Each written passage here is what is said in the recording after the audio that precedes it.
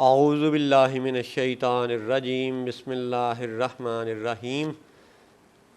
الحمدللہ، لاہور شہر سے یہ ہمارا 5واں پروگرام ہے اس عنوان پر کہ توحید کی حقیقتیں کیا ہیں اور کلمہ طیبہ میں کن حقیقتوں کا اظہار موجود ہے، کیا کیا دلیلیں اور کیا کیا ثبوت جمع کر دیے گئے ہیں، کہاں کہاں حمد بیان کر دی گئی ہے اور کہاں کہاں نعت بیان کر دی گئی ہے، اور یہ سمجھا دیا گیا ہے کہ حمد سے نعت ملے تو کلمہ توحید بنتا ہے، حمد سے نعت ملے تو دین توحید کا پہلا قدم مکمل ہوتا ہے۔ تو اب ہم کلمہ توحید و رسالت کی ان حقیقتوں میں سے اگلی حقیقت کا ذکر کرتے ہیں اور اللہ سے مدد بھی چاہتے ہیں اور اللہ سے پناہ بھی مانگتے ہیں۔ اگلی حقیقت اور بڑی پرلطف حقیقت یہ ہے کہ ہر جو زبان ہے وہ چند حروف پہ مشتمل ہوتی ہے، چند الفاظ پہ مشتمل ہوتی ہے، اور پھر ان حروف سے مل کے لفظ بنتے ہیں، لفظوں سے مل کے پھر جملے بنتے ہیں، جملوں سے مل کے پھر پیراگراف اور پھر مضمون اور پھر کتابیں بنتی ہیں۔ اور بنیادی اکائی کیا ہے جی؟ حرف۔ اب حرف پہ غور کریں تو عربی میں، اردو میں جو حروف تہجی معروف ہیں، الف، با، پا، تا، یہ حروف تہجی حرف ہیں۔ اب ایک حرف ایک اکائی ہوتا ہے۔ اب لفظ اللہ پر غور فرمائیں، یہ اللہ کا ذاتی نام ہے، اور اس میں اللہ نے اپنی شان وحدانیت کو اتنا ظاہر نہیں فرمایا جتنا اپنے محبوب ذات کے نام میں شان وحدانیت کو ظاہر فرمایا ہے۔ کیسے؟ اس کو سمجھنے کے لیے دونوں ناموں پر پھر سے میرے بچوں غور فرماؤ۔ اللہ، یہ ایک مکمل حرف تو ہے، لیکن یہ ایک حرف کے اندر بھی غور کرو کہ ایک حرف ہے، یعنی ایک لفظ ہوتے ہوئے بھی یہ ایک حرف اور ایک لفظ کا مجموعہ ہے۔ یعنی الف ایک حرف ہے اور لام لام ہے للہ ایک لفظ ہے۔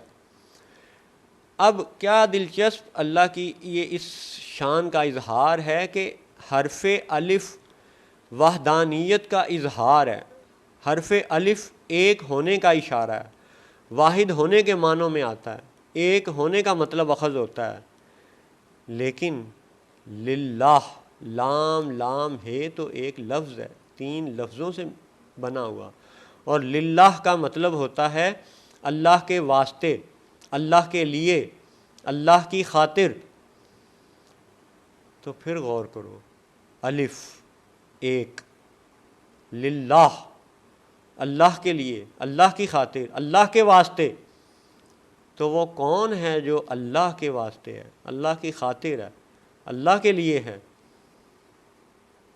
کلمہ میں اللہ کے نام کے ساتھ متصل میم سے محمد ہے، اور محمد پہ غور کرو تو یہ مکمل ایک لفظ ہے، یہ معاذ اللہ دو اجزاء پر مشتمل نہیں ہے۔ یہاں پہ معاذ اللہ بھی کہنا ضروری نہیں ہے۔ سنو کہ اللہ کی شان توحید شان محمد میں کیسے جلوہ گر ہے۔ یعنی میم ہے، میم دال، چاروں ہی حرف جڑے ہوئے ہیں اور لفظ ایک مکمل لفظ کی شان میں موجود ہے، جبکہ اللہ کا ذاتی نام اللہ ایک حرف اور ایک لفظ کے مجموعے کی صورت میں موجود ہے، یعنی دو کا مجموعہ ہو گیا، ایک حرف الف، ایک لفظ للہ، تو مل کے بنا اللہ، تو کہلایا وہ ایک الف احد، وہ احد جو للہ ہے، جو اللہ کے واسطے ہے، وہ محمد الرسول اللہ ہے۔ یعنی اس سے ہمیں یہ بھی پتہ چلتا ہے کہ سب سے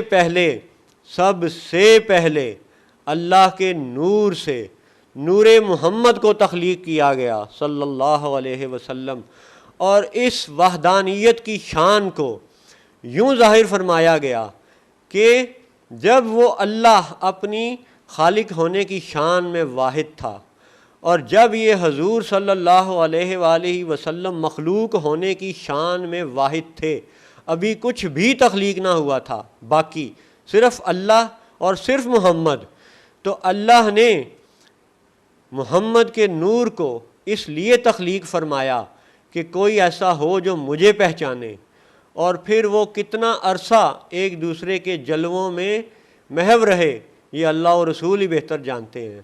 اور پھر اللہ کو اپنے محبوب پہ اس قدر محبت و پیار کا معاملہ پسند آیا کہ پھر اللہ نے نور محمد میں سے سب کچھ تخلیق فرمایا، کیا لوح، کیا قلم، کیا آسمان، کیا کرسی، کیا عرش، کیا زمین، کائنات، ستارے، سورج، چرند پرند، جن، انسان، سب کچھ تخلیق فرمایا گیا، لیکن نور محمد سے تخلیق فرمایا گیا۔